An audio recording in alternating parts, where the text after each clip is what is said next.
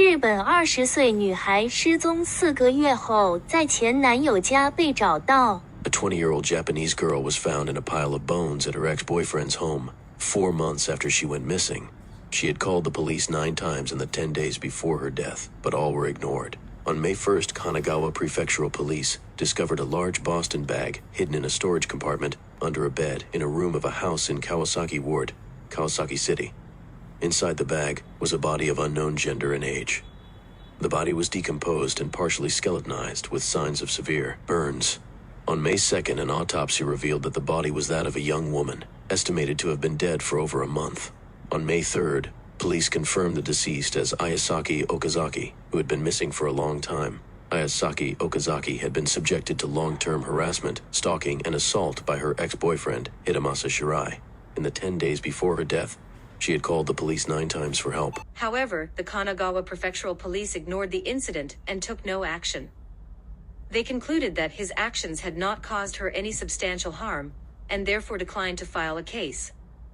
Ultimately, Ayasaki Yo died in the storage unit under her ex-boyfriend's bed. On December 20th of last year, Okazaki Ayasaki Yo, who had just celebrated her 20th birthday, suddenly disappeared, and her family was unable to contact her.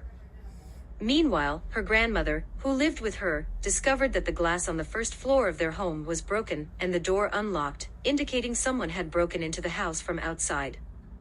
Ayasaki Yo's family immediately called the police. Kanagawa Prefectural Police arrived to investigate, but their investigation was largely unprofessional, with no photos or fingerprints. They quickly concluded the glass was broken inside the house, not outside. Ayasaki Yo's family quickly pulled the police to inspect the damaged window again. They pointed to the clearly visible handprint on the wall and said, "There's a clear handprint there." The Kanagawa Prefectural Police took a quick look, declared it no incident, and walked away. Ayasaki's family mobilized friends and family to search for her. 48 hours after the incident, she was still missing, so they called the police again on December 22nd. The Kanagawa Prefectural Police remained indifferent, stating, "We have not yet found any incident and will not file a case." The family stated, "We suspect our daughter was kidnapped by her ex-boyfriend, Shirai." It turns out that Ayasaki had been subjected to long-term assault and stalking by Shirai Hidemasa. Starting in November of last year, his stalking escalated. He followed Ayasaki almost daily, lingering around her home and her part-time job, and many neighbors noticed him. Whenever Ayasaki fled to her grandmother's house, he would come and forcibly take her away. Ayasaki's family urges the police to open a case as soon as possible, retrieve surveillance footage, and locate their daughter. The Kanagawa Prefectural Police remained inactive, repeating, like a repeater, "We haven't found any incidents at this time. Our Japanese police are very rigorous in opening cases." Faced with the Kanagawa Prefectural Police's passive resistance, Ayasaki's family decided to seek the help of a private investigator. Ayasaki had been working full-time at the restaurant run by her grandmother. Around the winter of 2023, a construction company where Shirai worked would often come to the restaurant for dinners. Over time, Ayasaki began secretly dating him last spring. She didn't want her grandmother and the other staff to know about her relationship with a customer. However, not long into the relationship, Shirai began violently beating her. On one occasion, he left her face swollen. Only after her grandmother pressed her, did Ayasaki confess her relationship with Shirai and the violence he had subjected her to. Shirai was a local rapper who had been hanging out with local thugs since high school. He was known for his volatile moods and extreme emotional states. When he was in a good mood, he treated Ayasaki with loving care and tenderness. At the same time, he was a jealous, suspicious, and controlling freak, constantly suspecting Ayasaki of infidelity. He would snoop on any messages she received from other customers, even beating her up and confiscating her phone for the most innocent of reservations. Upon learning of her granddaughter's plight, her grandmother immediately contacted her family and Shirai's president, who met to discuss the matter. At that moment, Ayasaki's father and uncle were furious with Shirai, warning him, "Stay away from Ayasaki. You're never going to see her again." Shirai's president, always dissatisfied with his work attitude, used this incident as an excuse to fire him. Ultimately, Shirai was evicted from the staff dormitory and moved back in with his mother. It was thought that Shirai's departure would put an end to the situation. Unexpectedly, Ayasaki's nightmare had just begun. Since their breakup, Shirai's ghost has haunted her daily, even after they'd only been together for a month. At first, Shirai would earnestly plead with her to return, earnestly swearing, "I've changed, and I hope you'll see me."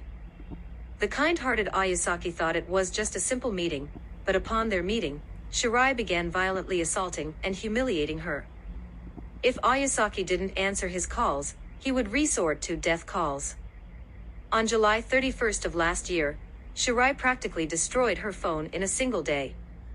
If Ayasaki avoided him, he would come knocking on her door. According to a close friend of Ayasaki's, she once confessed to Shirai's family about a minor argument they'd had at his house. Ayasaki said she wanted to go home, but Shirai suddenly rushed over and stripped her clothes off. "I went to Ayasaki's house last summer, after they had broken up. Shirai showed up unexpectedly, and she refused to open the door. He even banged on it violently. It was terrifying." Ayasaki's younger brother, Kanta, revealed that when his sister was living with their grandmother, Shirai often wandered outside the house late at night. Since she sometimes rested in her room on the first floor, Shirai would furtively press his ear against the wall to check if Ayasaki was there. Last September, Ayasaki reported the incident to the Rinko police station, and officers quickly arrested Shirai. The officers simply gave Shirai a casual verbal warning, saying, "Don't harass me again," and then let him go. Even so, Shirai continued to pursue Ayasaki. He followed her around every day, rain or shine, stalking around her home and the restaurant where she worked part-time, like a demon. This stalking and harassment lasted for over 6 months. On December 9th, Ayasaki called the police for help. "There seems to be a man in my house." From December 9th to 20th, Ayasaki called the police 9 times to the Kawasaki Rinko police station in Kanagawa Prefecture. Sadly, the Kanagawa Prefectural Police remained inactive and never opened a case. One day, Ayasaki was out chatting briefly with a male friend of her grandmother's. Shirai secretly discovered this and, enraged, sent her multiple threatening messages. "You're dating another man. I'm going to kill you." On December 19th, Ayasaki sent a message to her mother asking for help. "I might be killed." On December 20th, between 4 o'clock and 7 a.m., Ayasaki made her final police call. Again, the police failed to act, leading to the tragedy. On January 6th of this year, Ayasaki's younger brother, Kanta, went to Shirai's house with a friend. While playing, the friend noticed a light flickering in Shirai's room, as if someone was calling for help. Shirai's mother reported this to the police.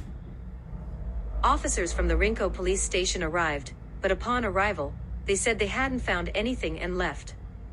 After Ayasaki's disappearance, Shirai's family repeatedly contacted him, hoping he would reveal their daughter's whereabouts. He remained silent, even feigning affection, telling everyone he met, "I'm worried about my ex-girlfriend and I'm searching everywhere for her." Ayasaki's family believed Shirai was involved in their daughter's disappearance. Furthermore, since their daughter's phone was missing, they assumed Shirai must have hidden her. So the family deliberately sent a message to their daughter saying, "If I can't get in touch with you again, I'll request a police search warrant to lure the killer into the trap."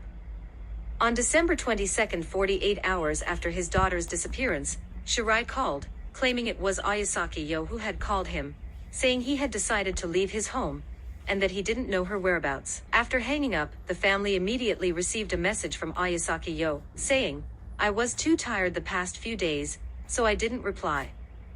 The family immediately called Ayasaki but no one answered. The family again called the police, but they ignored them. The family then sought help from a private investigator, who discovered that Shirai and his mother were planning to flee to the United States. The skilled private investigator later secretly obtained Shirai's phone and captured screenshots of his chats with his mother. These screenshots suggest that Shirai's mother, who lived with him, was fully aware that her son had kidnapped and murdered his ex-girlfriend. Instead of stopping her or calling the police, she became an accomplice, helping him conceal the truth and escape to the United States. She even lived with the body hidden in the storage area under her bed for several months, acting as if nothing had happened. The family contacted the police for an unknown number of times and showed them this chat log. However, the police remained cautious and took no action. In January of this year, a bicycle that Ayasaki often used during her lifetime was found near Shirai's home. The bicycle had been stolen before her disappearance. The wallet and bicycle keys, which Ayasaki had used before her disappearance, were found in the bicycle's basket. Ayasaki's family contacted the police, hoping to collect Shirai's fingerprints, and they did. Even with numerous pieces of evidence pointing to Shirai, the police refused to file a case, and even blocked media coverage of the incident. Ayasaki's family turned to the media, but the Kanagawa Prefectural Police told the Japan Press Club that the incident was not a major incident, and that there was no need for them to report on it. The matter dragged on until April 10th, when Ayasaki's family was unable to contact Shirai, as he had already fled to the United States. It was not until April 30th that the Kanagawa Prefectural Police took action. They searched Shirai's home on suspicion of violating the Stalking Control Act. After more than 10 hours, police discovered a large Boston bag in the storage compartment under Shirai's bed. Inside was the decomposed, partially skeletonized body of the long-missing Ayasaki Yo. Japanese people were outraged by this incident, condemning the Kanagawa Prefectural Police for their inaction, which led to Ayasaki Yo's death. It is completely incomprehensible why the police ignored the family's calls for help. Was it because the investigation was too complex, or were they somehow connected to the criminal? Regardless, the Kanagawa Prefectural Police, who are handling this case, should take responsibility and explain to the public the criminal's escape overseas and the entire incident. Some Japanese people have harshly criticized the Kanagawa Prefectural Police, who have a poor reputation. The Kanagawa Prefectural Police have always given people the impression of having a slew of scandals. Although the incident occurred a long time ago, it caused serious negative consequences by engaging in fraudulent activities and making huge profits. In short, it's best to record all communications with the police. The Kanagawa Prefectural Police are lying with open eyes and perfunctorily handling the matter. I hope the public will condemn this obvious dereliction of duty. This also reminds Japanese people of the sensational Okagawa stalking and murder case. This reminds me of the Okagawa stalker murder case, which was also a horrific case. The Agao police station, implicated in the incident, is undoubtedly guilty, and the Japanese media must be condemned for defaming the victim and blaming her throughout, believing she deserved all the blame. As a result, the victim was murdered twice. It's infuriating that the murderer evaded legal responsibility by committing suicide, and the other accomplices will be released from prison this year and resume their lives. I hope that the perpetrator in this case, Shirai, will not suffer the same fate as the perpetrators in the Okagawa case, facing legal consequences. The Okagawa stalker murder case occurred in October 1999. The victim, Shiori Ino, was stabbed to death by her ex-boyfriend, Takashi Komatsu, in front of JR Okagawa Station in Saitama Prefecture. Shiori had been stalked and harassed by her ex-boyfriend and his associates for a long time.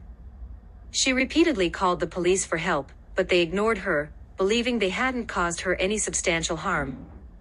They refused to investigate, ultimately leading to this tragedy. Japanese journalist Kiyoshi Shimizu, after conducting an in-depth investigation into the case, wrote the book The Okagawa Stalker Murder Case, arguing that the victim was murdered 3 times, first by the killer, second by the Japanese police, who failed to file a case and were inactive, and third by unscrupulous media. This book has become a textbook for Japanese journalists and contributed to the passage and implementation of Japan's Stalking and Harassment Act.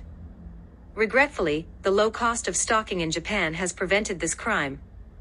Furthermore, the inaction of the Japanese police has, to some extent, contributed to the proliferation of crimes. In 2013, in Mitaka City, Tokyo, a man broke into a house and killed a high school girl. It was reported that the man was the victim's ex-boyfriend, who had repeatedly called the police for help in dealing with his stalking. In 2023, on a busy street in front of Hakata Station, a man stabbed a woman to death. It was reported that the man was the victim's ex-boyfriend, who had previously been issued a restraining order for violating the Stalking and Harassment Act. Even more chilling is that the same tragedy is happening again today. On the afternoon of May 3rd, Shirai Hidemasa returned to Japan from the United States, accompanied by the Kanagawa Prefectural Police, and was formally arrested by Japanese police. In response to public doubts about their law enforcement capabilities, the Kanagawa police explained, "Since Okazaki's disappearance in December of last year, we have conducted 3 searches at the Shirai home, but no body was found. This is because during these 3 routine searches, we did not have the authority to search the storage area under their bed." Some Japanese netizens were extremely dissatisfied with the police's remarks, recalling the Saitama Prefectural Police's public joking at the press conference on the Okagawa stalker killer. Recently, Ayasaki Yo's family has been holding a signature protest outside the police station, demanding that the police take this case seriously and provide justice for the deceased. There were approximately 50 protesters at the scene, some of whom were emotional and even attempted to force their way into the station, resulting in clashes with police. If the police had acted sooner, Ayasaki Yo might not have died. In the eyes of her family and friends, Ayasaki Yo was a lively and lovely girl, well-liked, and a lover of athletics. At only 20 years old, she should have had a bright and promising life, but all of this was brutally snatched away by the murderer.